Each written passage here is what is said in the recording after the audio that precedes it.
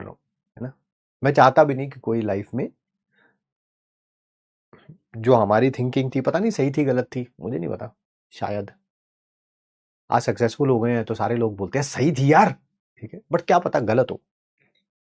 मुझे लगता है कि अगर मैं बहुत ज्यादा समृद्ध परिवार से होता ना, कि मेरे पिताश्री के पास कोई कुछ करोड़ों रुपए का बैलेंस होता, ठीक है, तो शायद मैं ना पढ़ता।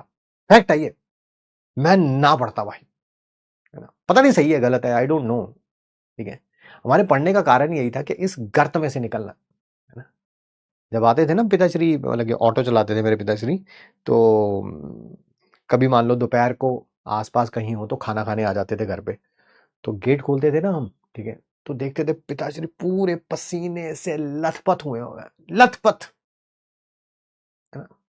बता नहीं सकते, मतलब कि ऑटो में जो इंजन होता है ना, इंजन के ऊपर जब आप बैठते हैं ना, ठीक है, तो पता चलता है कि हाँ यार गर्मी कितनी है ना। 50 degree Celsius 40 degree Celsius temperature होता है, वो इंजन जो है 5-10 डिग्री सेल्सियस और बढ़ा देता है भाई वो, ठीक है। हाँ, क्योंकि एग्जॉस्ट के फ्यूम्स वगैरह के कारण कितना गर्म सीट हुई होती है ना। और तो लगता था कि भैया पढ़ लें भाई, फैक्ट बता रहा हूँ मैं आपको, ठीक है। मैं शायद मेमोरी अच्छी है या शायद फील, पता नहीं, I don't know what's the reason behind it, but I remember each and everything of my life very very, बहुत ऐसे लगता है जैसे कल हुआ था सब कुछ ना। मुझे अभी भी याद है, मैं 10th में था, तो 10th में, 10th 10th 10th 10th या 9th या 10th में था, आई डोंट रिमेम्बर, हाँ 9th या 10th में था। गर्मी की छुट्टियां चल रही थी, तो एक दिन कुछ था, कुछ ऐसा ओकेजन था, मेरी छुट्टी थी स्कूल की। पापा कहते मेरे साथ चल, मेरे साथ चल आज, है ना, ऑटो में। भाई साहब गर्मी की छुट्टियां चल रही, मई जून का महीना, एंड पापा के ऑटो में उस दिन कॉपर की वायर्स के बंडल होते हैं भाई, बंडल, आप समझ नहीं सकते कि कितने भारी होते हैं। इतने भारी होते हैं कि मैं आज भी नहीं उठा सकता उनको। क्या बोला मैंने? आज इतनी हेल्थ अच्छी होने के बावजूद भी मैं नहीं उठा सकता उन्हें। मैंने देखा कि उस दिन फैक्ट्री में कुछ मजदूरों की छुट्टी वुट्टी थी, आई डोंट रिमेंबर इट, शायद लेबर डे था, कुछ इस तरह का डे था, मई 1 को होता है लेबर डे, कुछ ऐसा था। बट वो कुछ काम करना था, तो पापा ने बोला भाई पैसे कमाने आज, चल तू मेरे साथ चल, है ना। तो गए भाई, वो कॉपर ट्रांसफर करना था। मैंने देखा मेरे पिताश्री जो है वो कॉपर के इतने बड़े बड़े बंडल पता ही नहीं कैसे उठा रहे थे, आई डोंट नो। एंड मैं आपको बताऊं, मैं आज भी नहीं उठा सकता, क्योंकि मेरे को, मैंने देखे हैं वो बंडल, ओ भाई साहब फट्टा सा लगा के उसके ऊपर रोल ओवर करके, मैंने भी कोशिश करी। मैं अपने बाप की वो तो करनी चाहिए ना, हेल्प तो करनी चाहिए।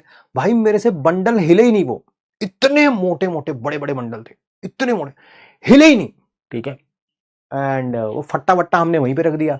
एक फैक्ट्री से दूसरी फैक्ट्री लेके जाना था, पता नहीं ओखला वोखला कहीं लेके जाना था, अब याद नहीं है मेरे को। फट्टा था नहीं, ठीक है। ओए होए होए होए, है ना। टर्निंग पॉइंट कैसे आते हैं लाइफ में? ऐसे टर्निंग पॉइंट आते हैं। दोपहर का टाइम, गर्मी अपने चरम सीमा पे, ठीक है। एंड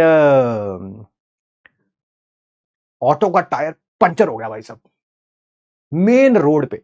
पापा के पास इतने पैसे भी नहीं थे कि जैक हो, उनके पास जैक वैक नहीं था। पापा कह रहे यार टायर पंचर हो गया, आसपास रोड ऐसी थी कि आसपास कोई पंचर वाला भी नहीं था। पहले हमने उसको धक्का लगाने की कोशिश करी, अंदर 1000 किलोमीटर, सॉरी 1000 किलो के आसपास का माल होगा। भाई ऑटो हिले ही ना, हिले ही ना ऑटो, टायर पंचर हो गया था। पापा कह रहे सामान उतारना पड़ेगा। मैंने कहा कैसे उतारोगे, अभी तो आपके पास वो फट्टा था, तो फट्टे से चढ़ा लिया था, अगली फैक्ट्री पे जाके भी वो फट्टा मिलना था, उससे उतार लेना था, है ना। अब तो फट्टा भी नहीं है, तो यानी कि ऐसे पकड़ के नीचे उतरना पड़ेगा। मैंने भाई, मैं तो सच बात बता रहा हूँ, मेरी हेल्प करने जान ही नहीं थी ना शरीर में उतनी। बट मैंने अपने पिताश्री को देखा कि वो भाई वो 50 60 70 किलो के वो बंडल उठाते हुए वो ऑटो से उतर रहे हैं। पहले सामान सारा रखा, फिर उसके बाद कहीं से कोई, नहीं नहीं नहीं, तब भी कोई ईंटें वीटें लगाई, हाँ ईंटें लगाई, टायर खोल के उसको चेंज किया स्टपनी से, फिर वो उठा के उतारना, तो फिर सामान आसान होता है भाई, ठीक है। वो सामान उठा के अंदर रखा सारा का सारा, ठीक है। एंड कितने रुपए मिले थे उस फेरे के लिए उस टाइम पे, I don't remember it exactly, but 100-200 रुपए मिले होंगे, है ना। उस दिन जब मैं घर आया ना, घर आया, मैं डिसाइड कर, वैसे तो पहले से ही क्लियर था, बट कभी कभी कुछ चीजें आप अपनी आंखों से देख लेते हैं ना, आंखों से देख लेते हैं, तो आपकी रूह कांप जाती है। मैंने उस दिन से कहा भाई ये जिंदगी भर ये काम नहीं करना है तूने हमें, सच में, तो पढ़ ले, है ना। पढ़ ले। तो बस भाई वो डे था जिस दिन आपका इफेक्टिव कोलिजन, उससे पहले भी पढ़ता था, ऐसा नहीं था मैं उससे पहले नहीं पढ़ता था, वो चेंज उस दिन के बाद कुछ चेंज हो गया ना। बट उस दिन के बाद ये समझ आ गया कि अगर कुछ नहीं करेंगे तो विरासत में क्या मिलेगा, ये पिताश्री का ऑटो ही मिलेगा, है ना। वो भी बुढ़ा हो चुका था ऑटो भी भाई, बहुत बुरी आदत थी उस ऑटो की, ये बुढ़ा सा ऑटो ही मिलेगा भाई, ठीक है, पिताश्री से विरासत में। और यही काम करना पड़ेगा। जो बंडल हिल भी नहीं रहे वो बाप उठा लेता है भाई, क्योंकि उसको पता उसके बच्चों की रोटी उसे चल रही है, ठीक है। तो वो मेरे लिए वो डे था जिस दिन मुझे लगा कि घर जाके इफेक्टिव कोलिजन्स बढ़ा लेने चाहिए। जब ये मन नहीं करता है ना था ना पढ़ने को, जब मन नहीं करता था पढ़ने को, वो टेप में रिवाइंड करता था अपने दिमाग में, हाँ फिर उठाने हैं वो कॉपर के बंडल, उठाने हैं, बता, उठाने हैं। अच्छा, life comes a big circle, है ना। मैंने अब आपको एक मजेदार बात बताता हूं, एक आपको मजेदार बात बताना, इमोशनल नहीं है, ये जिंदगी है यार, जिंदगी हमेशा ही ऐसी होती है, टफ होती है, ठीक है। अब आपको एक मजेदार बात बताता हूं, ठीक है, लाइफ कैसे सर्कल पे आती है। मैंने अभी भी आपको बताया, एक फैक्ट्री से हमने वो कॉपर के बंडल उठाए थे, है ना। वो जो अंकल थे वो थोड़े पापा के, मतलब कि ये होता है ना, कुछ मालिक होते हैं जिनको क्या बोले, मतलब कि अपने नौकरों का भी ख्याल रखते हैं, जैसे बोलते हैं ना, है ना। यस, तो पापा तो उनके लिए भाई नौकर ही थे, क्या बोले हम, जो सच है वो सच है, ठीक है। बड़े अंकल अच्छे थे, नेचर के अच्छे थे।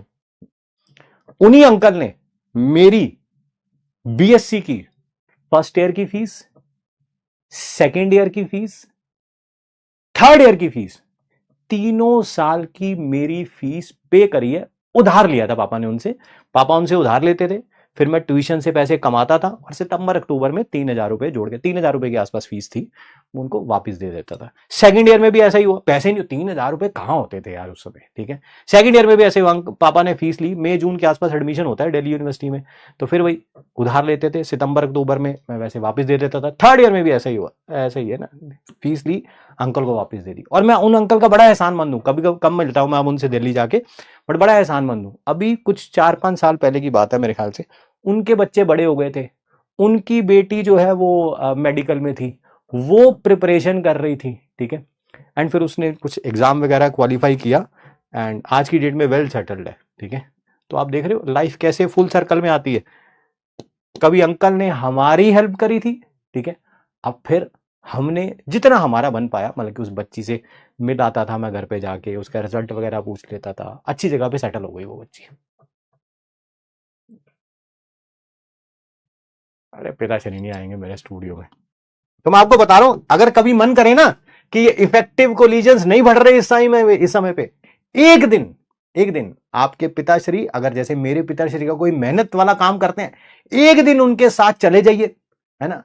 अनफॉर्चुनेटली जैसे मेरे पिताश्री के साथ उस दिन हो गया था कि वो टायर पंचर हो गया, and I learned it, I bloody learn, I have a very very good thing about me, मैं हमेशा सीखता जरूर हूं यार, सीखता जरूर। मुझे समझ आ गई भाई उसी दिन, अमित महाजन ये बंडल हिल भी नहीं रहे, मुझसे हिले ही नहीं बंडल भाई, मैं अपने बाप की हेल्प ही नहीं कर पाया, क्योंकि वो पता ही नहीं कितने किलो के थे यार, मुझसे हिल में कोशिश भी करी, मगर थोड़ा बहुत तो इधर उधर कर दूं, पिताश्री को लगे तो सही, भाई बच्चा आया साथ में मेहनत कर रहा है, हिले ही नहीं बंडल, उठाना तो बहुत दूर की बात है, मेरे बाप ने उठाया भाई। समझ आ गया मेरे को भाई, पढ़ ले अमित पढ़ ले, नहीं तो यही ऑटो मिलेगा।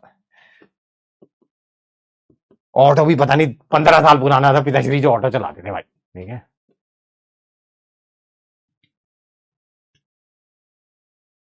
चलिए चलिए, पिताश्री नहीं आएंगे मेरे कैमरे पे, वैसे भी वो यहाँ पे है ही नहीं, मैं अहमदाबाद में हूँ, दिल्ली में, बट इज ए कैमरा शाई पर्सन। बट समहाउ ये वीडियो उन तक पहुंच जाती है भाई।